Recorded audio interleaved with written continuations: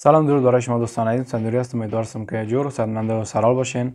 دوستان فردا شب یک مسابقه بسیار مهم، یک مسابقه بسیار هیجانی است از رولا یوسفی مقابل حریف قدرتمند برزیلی که این مسابقه دوستا واقعا نباید عزیز بتین وقتی از اینکه این مسابقه سرکمربند سازمان AFN است که اگر رولا یوسفی بتونه کمربند سازمان رو بگیره در 3 سازمان قهرمان میشه، واقعا در سطح جهان نام میکشه.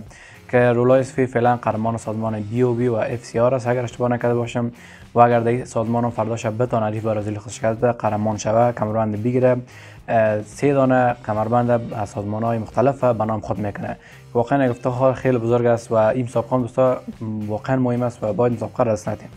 در ویدیو دوستا یک معلومات خلاصه درباره رولا یوسفی آوردیم، درباره حریفش آوردیم که شما ببینید رولا یوسفی کی است، حریفش کی است و همچنان آمار 3 فایت آخرشان که چگونه مثلا آمار فایتشان بوده، خوب بوده یا خراب بوده.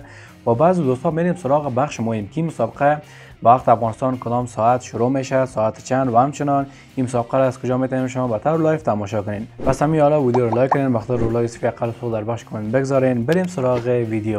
لیتس گو. خب دوستا حال میریم سراغ معرفی یکی از بهترین فایترهای افغانستان یعنی رولا یوسفی. دوستا رولا یوسفی از کشور سویدن تابعیت میکنه که در اصل از کشور افغانستان است. با قد 67 سانتی متر و وزن 56 کیلوگرم در دسته فلایویت مبارزه میکنه. رولا یوسفی تا الان پیروزی داشته و 3 باخت که 4 پیروزیش توسط ناکات بوده و 3 پیروزیش هم توسط نمرات دوران. این پیروزی دوستا توسط سابمیشن نیست.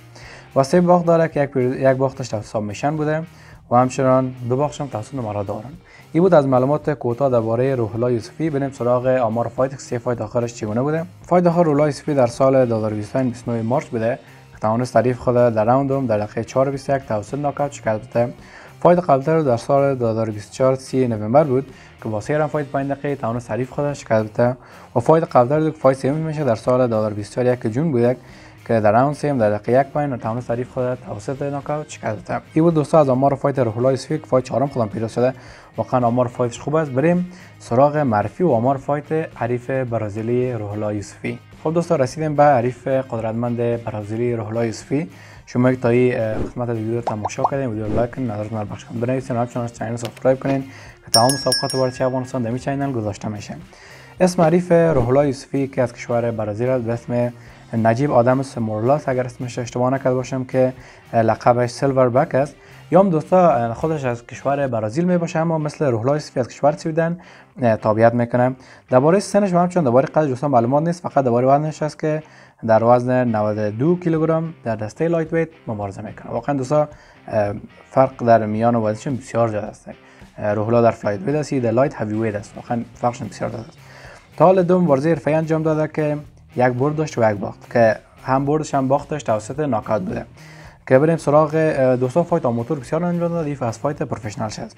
که بریم سراغ آمار فایتش که 1 پیروزی داشت 1 باخت. فایت آخر خود برده که در سال 2025 14 جون بوده که توانست حریف خود در راوند در دقیقه 1:45 توسط ناکات شکست بده.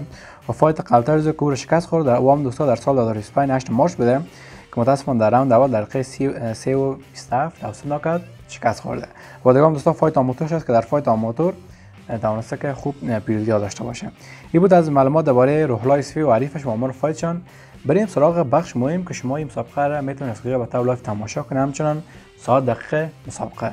خود دوستان این مسابقه یعنی مثل همیشه میتونید از کانال اینستاگرام و تلگرام سندوری به طور لایو تماشا کنید. دوستایی که میخوان مسابقه را خودشون بیارن، مسابقه را میتونن از طریق سایت خود سازمان بخرن، خریداری میشه، میتونن خودشون بیارن.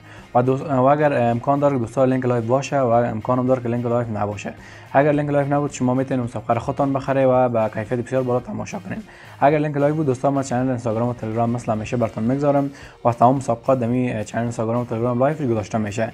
و هر مسابقه که شما خوش داشته باشین درخواست میدین، مثلا واید نجن باشه با مبارز باشه، در اون کانال براتون گذاشته میشه. فقط از شما میخوایم که درخواست بدین و همچنان اگر لینک کار دارین در دیسکریپشن هم هست و دمی ویدیو در کامنت پیدا میکنم لینک اینستاگرام و تلگرام شما جوین شین، درخواست بدین مسابقه باشه براتون گذاشته میشه و سوالاتتون جواب داده میشه و همچنان از تمام خبرات در اونجا آگاه میشین. دیگه مسابقه رو به طور لایو میتونید تماشا کنید. مسابقه هم دوستا حدود ساعت 1 شب به وقت افغانستان است و در کشور کسین در بخش کامنت بنویسین ما براتون میگم که در کشور شما به کدام ساعت شروع میشه. دیگه منتظر مسابقه باشین ان شاء الله که رولا یوسفی بتونه کمربند سوم سازمان AFN به نام خود کنه. البته 2 کمربند سازمان دیگه است، یک کمربند سازمان AFN است که فردا شب مسابقه است تاریخ 27 سپتامبر که بتوان حریف برزیلی خودش که و یک افتخار بزرگ برای خودش و برای تمام مردم افغانستان کسب کنه. یک ویدیو رو لایک کنید، چنل سابسکرایب کنید، نظرتون رو به شما بنویسین. خداحافظ تا ویدیو بعد. پیس اوت.